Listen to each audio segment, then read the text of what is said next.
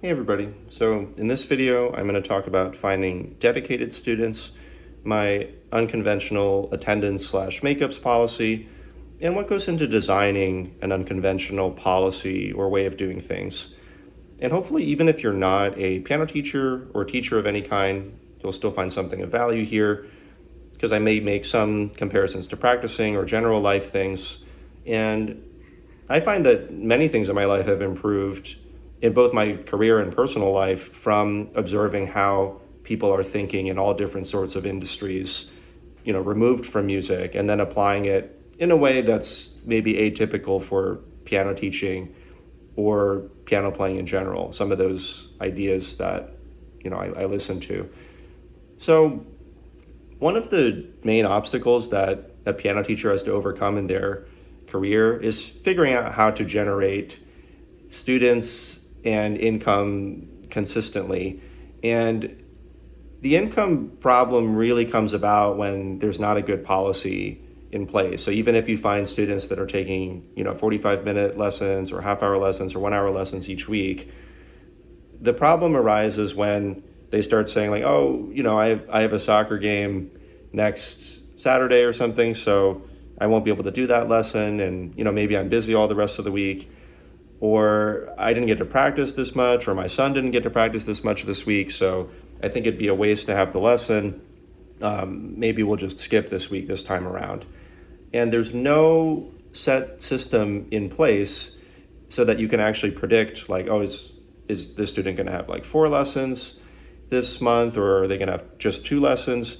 And so you can't really calculate out how many students do you need such that you can have the amount of income that you need to support yourself or your family or loved ones.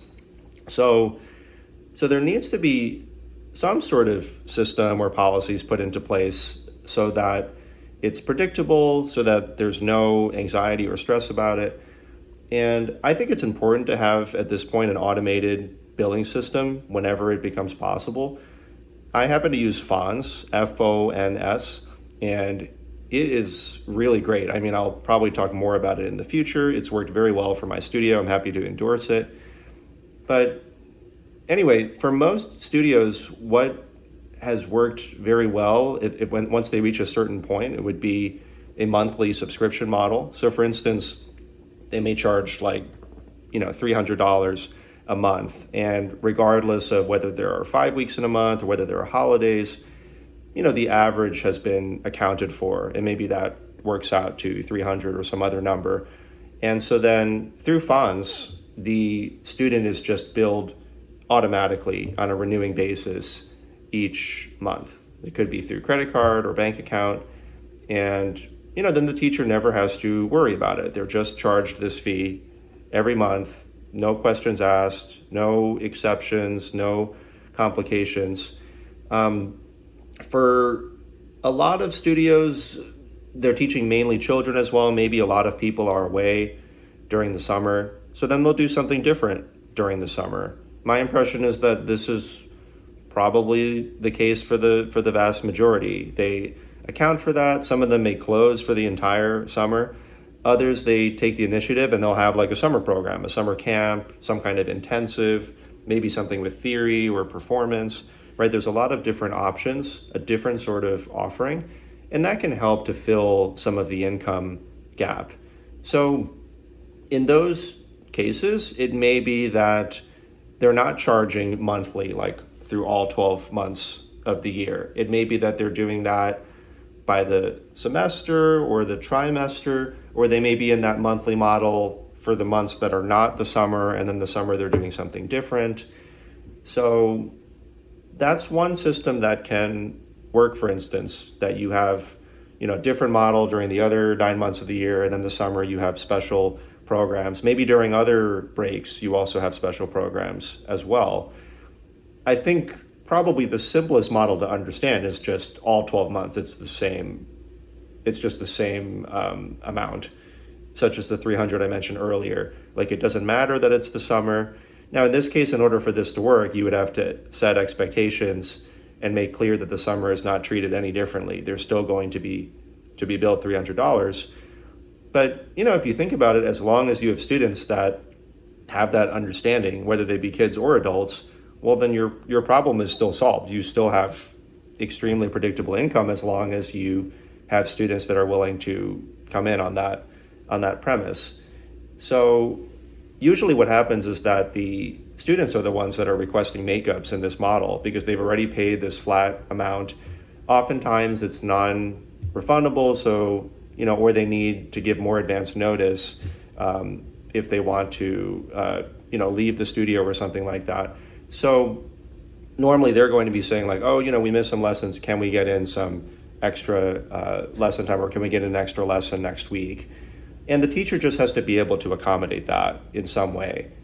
Now, if during the summer people are absent much more, really the teacher would just have to figure out like, is there some way that I can do all of these makeups, before or after the summer, or somehow during the summer, or do I need to design like a totally different summer program in order to accommodate the fact that my specific clientele just have different needs during the summer months?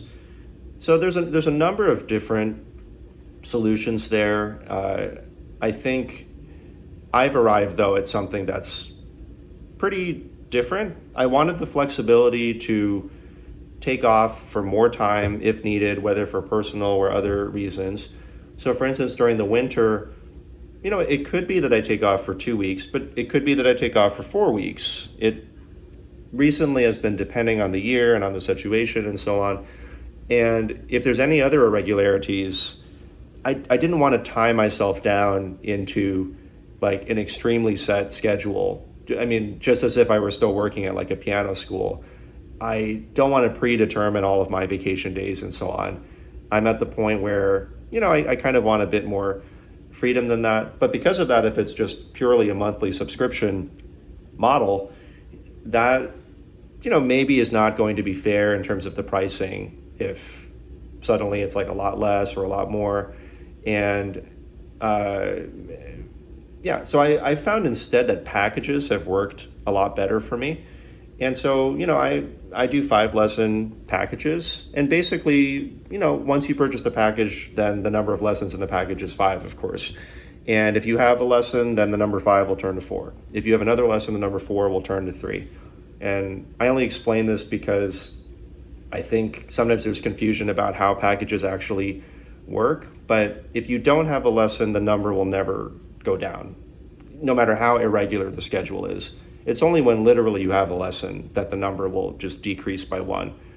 And then when the number hits 0, like I mentioned earlier, I think, through fonts, then the package will just automatically repurchase again. And, there will be the number 5 in the, for the lesson package again.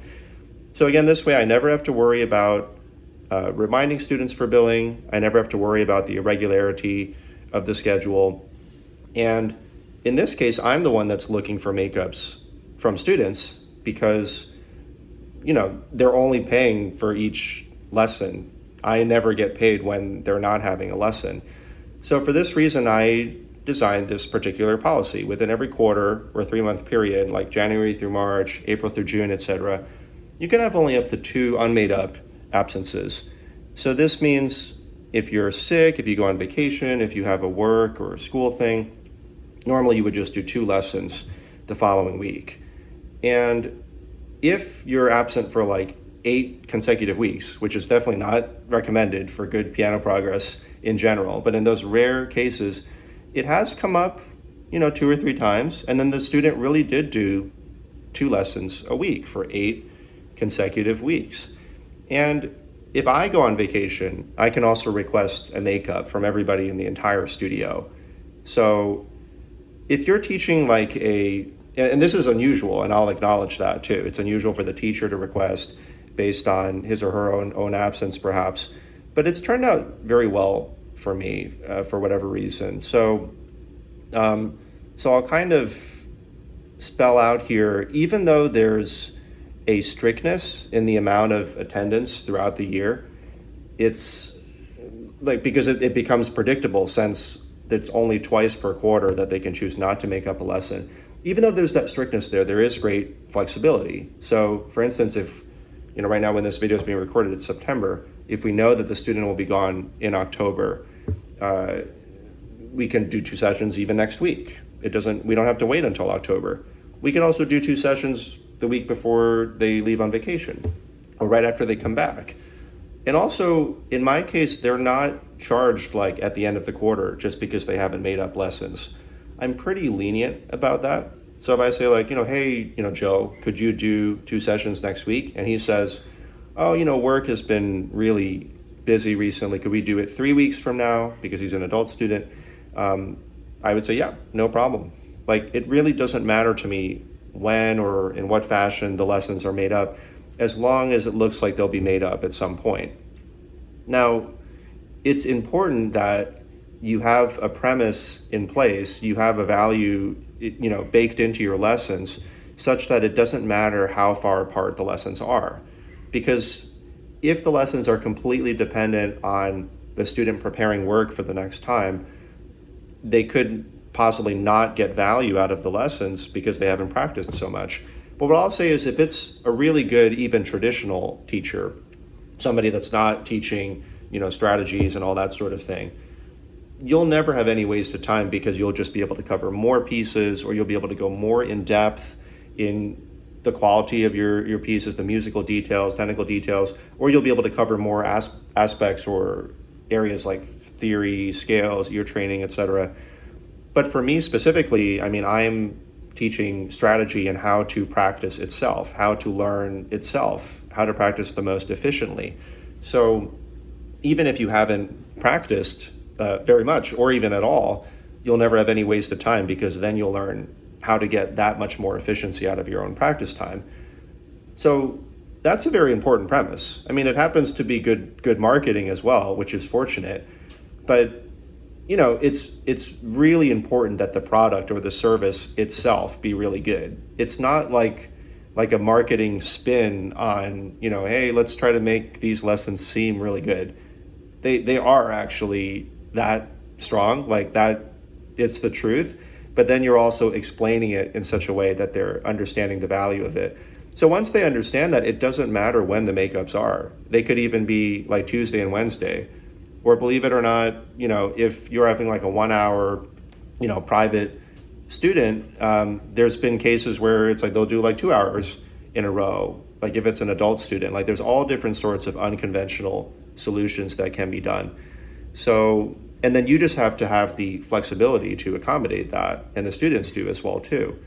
So that's how I'll kind of explain the attendance and makeups policy. And then I'll say, like, because of the flexibility, this has more or less resulted in perfect attendance. But technically, twice each quarter, when I say, hey, Joe, could you do a makeup next week? And, you might say, oh, maybe I'll skip this time. Like, you're allowed to do that twice every 3 months and not make up the time. In order to keep track of how many absences and makeups students have had, at this point right now, I actually manually just write for each student like absences, and then I'll just list them, sometimes with the reasons, and then I'll write makeups and then list them. So there might be an even better way to do this, but I find it doesn't take me that much time. I just do it often in the lessons themselves as I'm talking to the students and so on, keeping track. So, and then periodically I'll just scan each student's, record and see like, oh, could this person do some makeups? And what this results in is just less students that are more serious rather than more students that are less. I'm also not saying that every single studio can adopt this policy, honestly, because if you're a teacher that's watching this, you might be thinking, well, that might work well for you, but I don't have really the luxury of maybe choosing students or having students that are that dedicated or working mostly with adult students, which is what I'm doing at this point. But I find that even when I worked with lots of children, there were still many families that were willing to do this. You just have to be open with them, right in the beginning. And surprisingly, I would say probably 85-90% of the time, maybe even more, I spell out this policy, which probably they haven't heard before about this, the doing the makeups whenever. And they're like, oh yeah, that makes sense to me. I think it's when you give people sometimes too much freedom in the beginning and then you take it away. Then that's a problem, because before they could take off for like the entire summer, and then maybe now you're saying like, hey, you can't really do that anymore. I'm like, well, why not? Right? So, but if you said it from the beginning and they're like, oh, everybody's making really good progress partially because they have such great attendance through the year, then there's not nearly as much objection. So in terms of like designing this, like how did I arrive at this policy? And this is kind of the thinking I was hoping to get across. What I noticed was that, first of all, I was demanding, I say demanding, not even asking, because it really is really important. Weekly, long-term students, that have excellent attendance, like this is kind of what I'm saying overall. And maybe before I didn't push the excellent attendance part so much. And then within my students that were coming to me each week, and at the time I was doing all private lessons, I noticed that there was a very big subset, honestly, the vast majority of the studio, that were essentially already following this policy that I just described. Like we would miss lessons sometimes. I'd say, hey, can you do a makeup next week? And they're like, yeah, sure. And sometimes they were a little busy and then be like, oh, can we do the makeup later? And I'm like, yeah, that's fine with me. Like there was this sort of like casual ease about it. Nobody was stressed. And yet the attendance was so consistent, because if you think about it, there's 52 weeks in a year with up to 2 unmade up absences per quarter. Predictably, it's 44 lessons out of the year. But honestly, on average, because people were so good at makeups, I actually estimated at 47 a lot of the time. And not many teachers can say that, I think. And you can also decide yourself if you really want to make up like all of the lessons. When you're making up so many lessons and you decide not to make some of them up, I mean, nobody really complains. Like if I decide not to make up lessons, nobody's like, hey, David, why didn't you make up the lesson? Like they already had like a certain number of lessons. So everybody's just kind of chill and relaxed about it. And yet they're serious and dedicated. And then I would realize that there were a few students out of the whole bunch where, they were not fitting the mold. They were the ones that were missing like 7 lessons during the summer and not making up the time. They were the ones that were like canceling left and right for various random reasons, and it was harder to get a hold of them, even though they were fine during the regular lessons. And I had to realize my time and energy is best used by serving these even more dedicated students. And the people that are not as consistent, honestly, they're draining a lot more of my energy and time.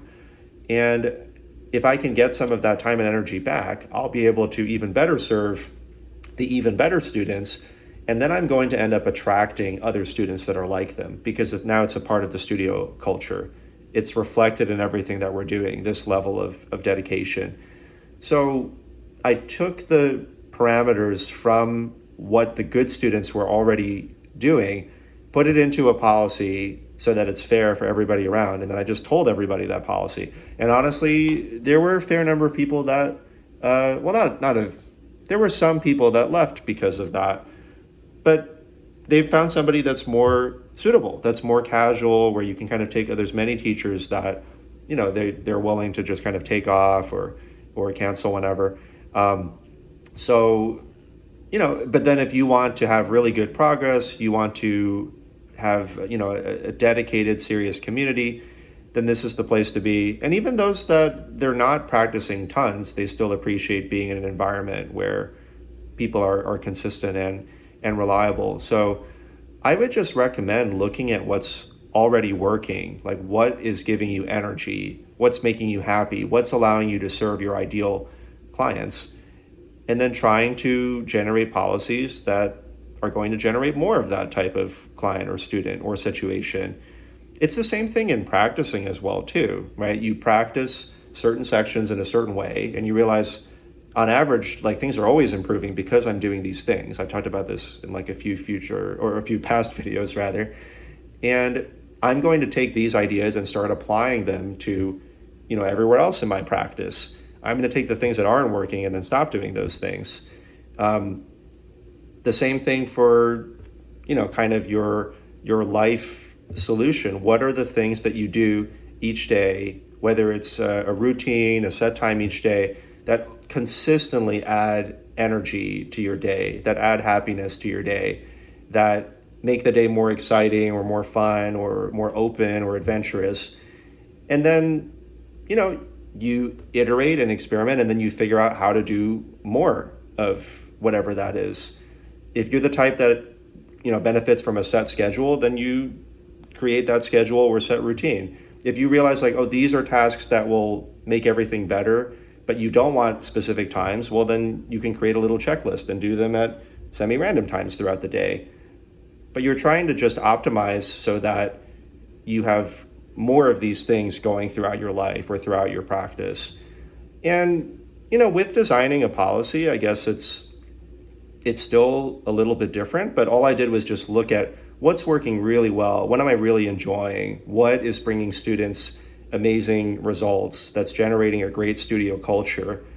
And then, putting that across the board for everybody, setting expectations from the beginning. And somehow it's resulted in a very, very consistent, very dedicated studio. I think not every studio maybe can go to this extent, but even if you dial it back like a few notches, like you allow like 3 unmade up absences each quarter or whatever it is that you want to do, you make slight adjustments for the summer perhaps. But because of this, I've also never had to have a summer program. Like my studio is just the same all year round. I mean, we just went through the summer, and honestly, my income did not change because the policies are the same all year round. And don't think that this is only for adult students either. What you find is the dedicated families. Like, there are plenty of families, they're gone for 2-3 months during the summer. They have tons of sports, other activities. But there are families that are willing to just be consistent all year round. And if you're in a state or community or place where you find that's not the case, consider online lessons. There's so many more people that have given online lessons a try and are willing to give it a try. And then you'll be able to find people everywhere if you can get your marketing correct. So, but that's, probably beyond the scope of this video. So yeah, I mean, honestly, today was pretty much completely off the cuff. Normally I have my iPad here with notes. I don't even, have any notes today. And I thought it would be like a shorter video, but it wasn't. So I'll try to, I'll have some relatively shorter videos too in the future. I think each one has been kind of longer than the last. But yeah, let me know in the comments if this was helpful or at least interesting, and what other questions you have, things you'd like me to talk about. Please like and subscribe if you find this content valuable or interesting. Most of the videos, or a good amount of them, will be around practicing and so on, but some of them will be around teaching, and some of it will be around, I mentioned in probably my first video, even probably completely random things. I found that there are some YouTubers that I follow that they're talking about seemingly completely disconnected things, but it really lets you know the sort of person that they are, the sort of thinker that they are, especially when they talk about seemingly, random subjects, but, what connections can be made between them? How did these different things help to make up this particular person or this particular thinker? And that's partially what I find so fascinating. So, all right, see you guys next week.